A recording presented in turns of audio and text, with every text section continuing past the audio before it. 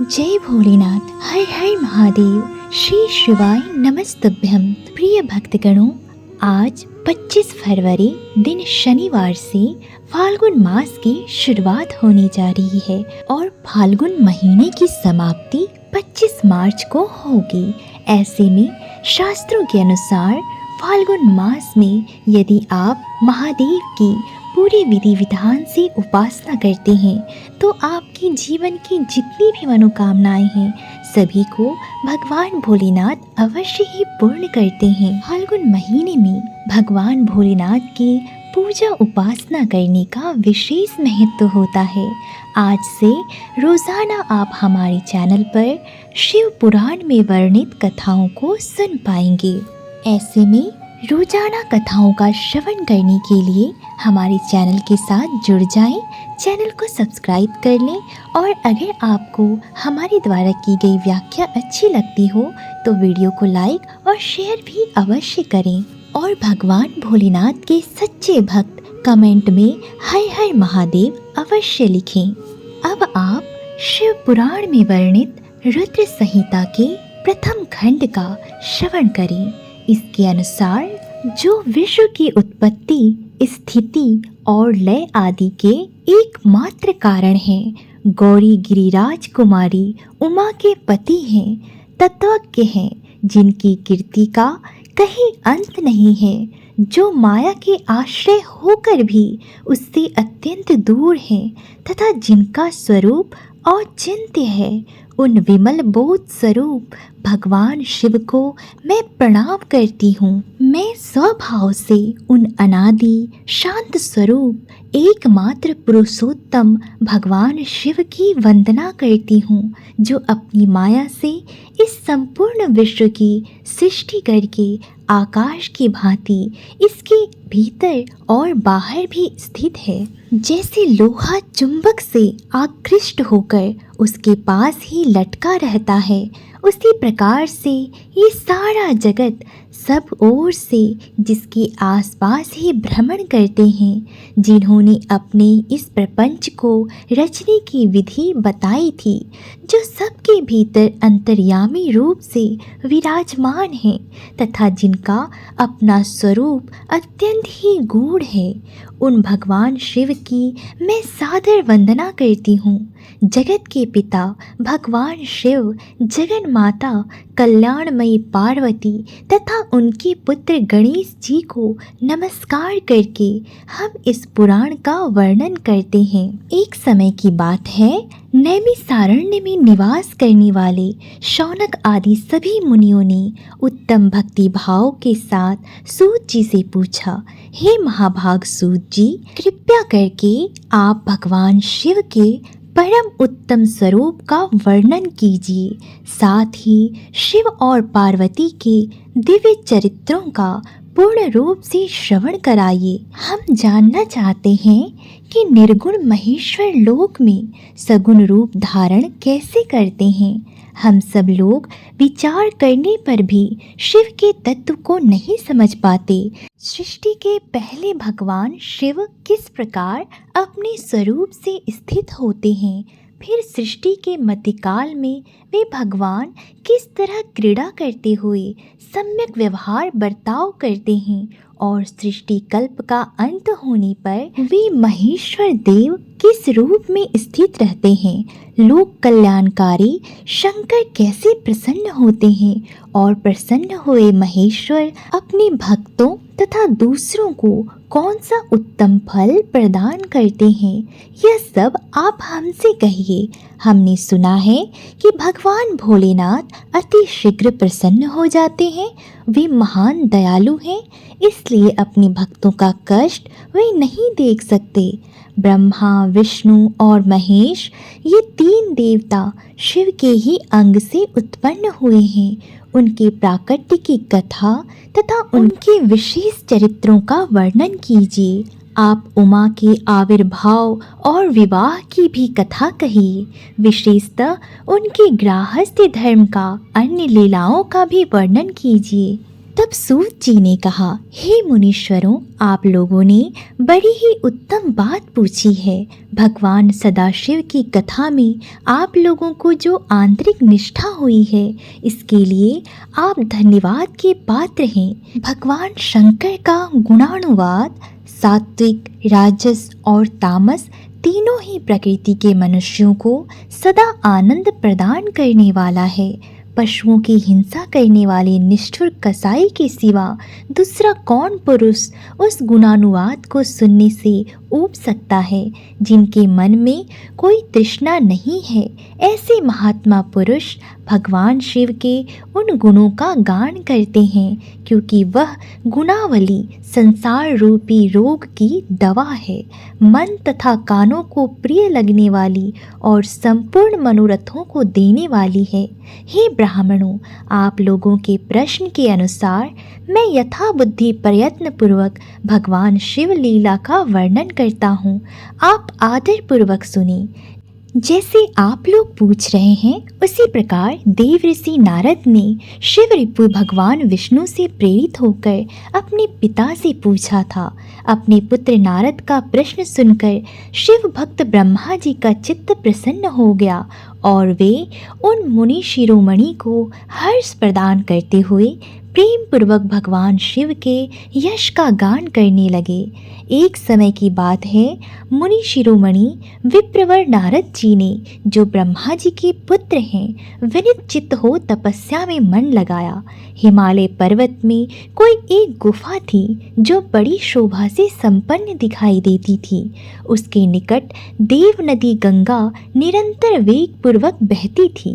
वहाँ एक महान दिव्य आश्रम था जो नाना प्रकार की शोभा से सुशोभित था।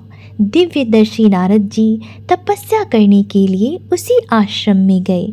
उस गुफा को देखकर मुनिवर नारद जी बड़े प्रसन्न हुए और सुदीर्घ काल तक वहाँ तपस्या करते रहे। उनका अंतःकरण शुद्ध था। वे दृढ़तापूर्वक आसन बांधकर मौन हो प्राणायाम पूर्वक समाधि में स्थित हो गए। हे ब्राह्मणों, उन्होंने वह समाधि लगाई जिसमें ब्रह्म का साक्षात करने वाले अहं ब्रह्मास्मि, मैं ब्रह्म हूँ, यह विज्ञान प्रकट होता है। मुनिवर नारद जी जब इस प्रकार तपस्या करने लगे, उस समय यह समाचार पाकर देवराज इंद्र कांप उठे। वे मानसिक संताप से विह्वल हो गए। ये नारद मुनि मेरा राज्य लेना चाहते हैं। मन ही मन ऐसा सोचकर इंद्र ने उनकी तपस्या में विघ्न डालने के लिए प्रयत्न करने की इच्छा की। उस समय देवराज ने अपने मन से कामदेव का स्मरण किया और स्मरण करते ही कामदेव आ गए। तब इंद्रदेव ने नारद जी की तपस्या में विघ्न डालने का उन्हें आदेश दिया। यह आज्ञा पाकर कामदेव वसंत के साथ लेकर बड़े गर्व से उस स्थान पर गए और अपना उपाय करने लगे। उन्होंने वहाँ शीघ्र ही अपनी सारी कलाएं रच डाली। वसंत ने भी मदमत्त होकर अपना प्रभाव अनेक प्रकार से प्रकट किया। मुनिवरों, कामदेव और वसंत के अथक प्रयत्न करने पर भी नारद मुनि के चित्त में विकार नहीं उत्पन्न हुआ। महादेव जी के अनुग्रह से उन दोनों का गर्व चूर्ण हो गया। शौनक आदि महर्षियों ने ऐसा होने में जो कारण था उसे आदरपूर्वक सुनो। महादेव जी की कृपा से ही नारद मुनि पर कामदेव का कोई भी प्रभाव नहीं पड़ा। पहले उसी आश्रम में कामशत्रु भगवान शिव ने उत्तम तपस्या की थी और वहीं उन्होंने मुनियों की तपस्या का नाश करने वाले कामदेव को शीघ्र ही भस्म कर डाला था। उस समय रति ने कामदेव को पुनः जीवित करने के लिए देवताओं से प्रार्थना की थी। तब देवताओं ने समस्त लोगों का कल्याण करने वाले भगवान शंकर से याचना की और उनकी याचना करने पर वे बोले कि देवताओं, कुछ समय व्यतीत होने के बाद कामदेव जीवित तो हो जाएंगे, परंतु यहाँ पर उनका कोई उपाय नहीं चल सकेगा। अमरगण यहाँ खड़े होकर लोग चारों ओर जितनी दूर तक की भूमि को नेत्र से देख पाते हैं, वहाँ तक कामदेव के बाणों का प्रभाव नहीं चल सकेगा, इसमें संशय नहीं है। भगवान शंकर की इस उक्ति के अनुसार उस समय वहाँ नारद जी के प्रति कामदेव का निजी प्रभाव मिथ्या सिद्ध हुआ। वे शीघ्र ही स्वर्गलोक में इंद्र के पास लौट गए और वहाँ कामदेव ने अपना सारा वृतांत और मुनि का प्रभाव कह सुनाया। तत्पश्चात इंद्र की आज्ञा से वे वसंत के साथ अपने स्थान को लौट गए। उस समय देवराज इंद्र को बड़ा विस्मय हुआ। उन्होंने नारद जी की भूरी भूरी प्रशंसा की, परंतु शिव की माया से मोहित होने के कारण वे उस पूर्व वृतांत को स्मरण न कर सके। वास्तव में इस संसार के भीतर सभी प्राणियों के लिए शंभु की माया को जानना अत्यंत ही कठिन है। जिसने भगवान शिव के चरणों में अपने आप को समर्पित कर दिया है, उस भक्त को छोड़कर शेष सारा जगत उनकी माया से मोहित हो जाता है। नारद जी भी भगवान शंकर की कृपा से वहाँ चिरकाल तक तपस्या में लगे रहे। जब उन्होंने अपनी तपस्या को पूर्ण हुई समझा, तब वे मुनि उससे विरत हो गए। कामदेव पर मेरी विजय हुई ऐसा मानकर उस मुनीश्वर के मन में व्यर्थ ही गर्व हो गया। भगवान शिव की माया से मोहित होने के कारण उन्हें यथार्थ बात का ज्ञान नहीं रहा। वे यह नहीं समझ सके कि कामदेव के पराजित होने में भगवान शंकर का प्रभाव ही कारण है। उस माया से अत्यंत मोहित हो मुनि शिरोमणि नारद जी अपना काम विजय संबंधी वृतांत बताने के लिए तुरंत ही कैलाश पर्वत पर गए। उस समय वे विजय के मद से उन्मत्त हो रहे थे। वहाँ रुद्रदेव को नमस्कार करके गर्व से भरे हुए मुनि ने अपने आप को महात्मा मानकर तथा अपने ही प्रभाव से कामदेव पर अपनी विजय हुई समझकर उन्हें सारा वृतांत कह सुनाया। ये सब सुनकर भक्तवत्सल भगवान शंकर ने नारद जी से, जो अपनी ही माया से मोहित होने के कारण काम विजय के यथार्थ कारण को नहीं जानते थे और अपने विवेक को भी खो बैठे थे, उनसे कहा।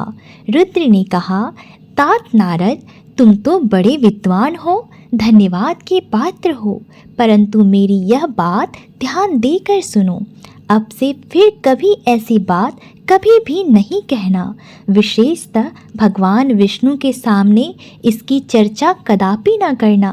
तुमने मुझसे जो अपना वृतांत बताया है, उसे पूछने पर भी दूसरे के सामने नहीं कहना। यह सिद्धि संबंधी वृतांत सर्वथा गुप्त रखने योग्य है। इसे कभी किसी पर प्रकट नहीं करना चाहिए।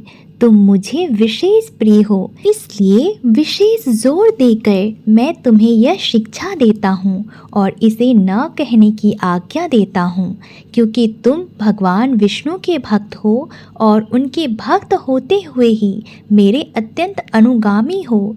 इस प्रकार बहुत कुछ कहकर संसार की सृष्टि करने वाले भगवान रुद्र ने नारद जी को शिक्षा दी कि अपने वृतांत को गुप्त रखने के लिए उन्हें समझाया बुझाया, परंतु वे तो शिव की माया से मोहित थे, इसलिए उन्होंने उनकी दी हुई शिक्षा को अपने लिए हितकर नहीं माना।